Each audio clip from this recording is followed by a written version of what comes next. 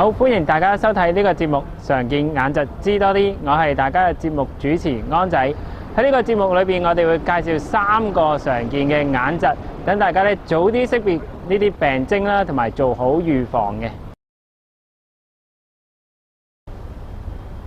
咁首先，不如講下青光眼啦。其實青光眼有啲人會認為係一啲中老年嘅人先會患上嘅眼疾，因為咁樣就掉以輕心。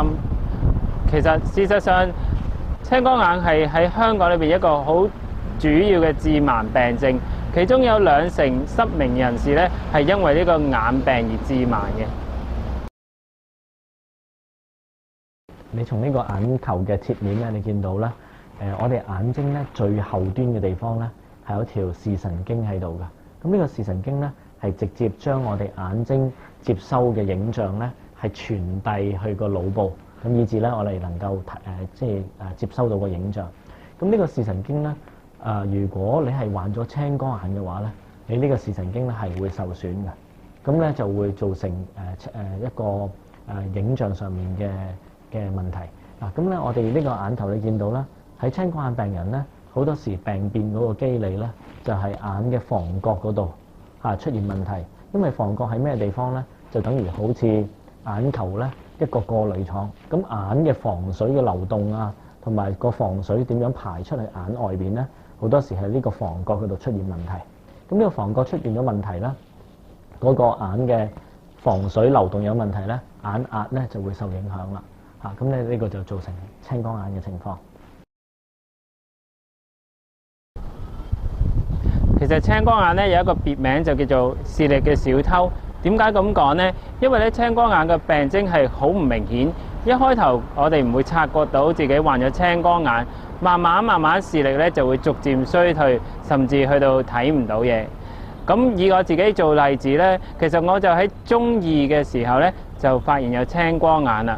咁有一個好彩嘅地方就係我本身係深近視嘅患者，每年咧都會去驗眼。咁當我覺得有少少視力模糊嘅時候咧，嗰個視光師就叫我去睇眼科醫生，咁發現有青光眼。其實青光眼咧係因為眼球裏邊一啲嘅液體形成咗一個壓力，去慢慢壓住啲神經線。咁所以我嘅視力咧而家就衰退剩翻1成嘅啫。大約到而家咧都去患咗青光眼有20年到啦。咁當中曾經去滴眼藥水啦，當滴眼藥水控制唔到個眼壓嘅時候，都大小小做咗10幾次嘅眼科嘅手術。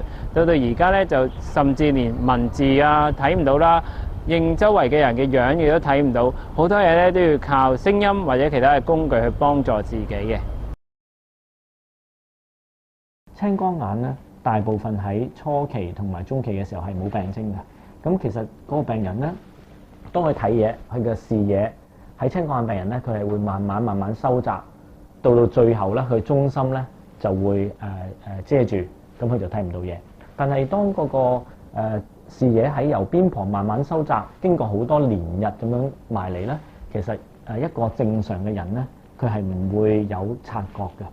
直到因為咧，我哋人咧，其實只係對我哋中心視力有興趣嘅啫，所以咧好多時青光眼病人咧，佢真係自己求醫嘅時候咧，其實大部分咧佢係中心已經被遮住，佢睇嘢有問題先嚟睇。咁其實嗰陣時咧，已經往往係青光眼嘅最後期。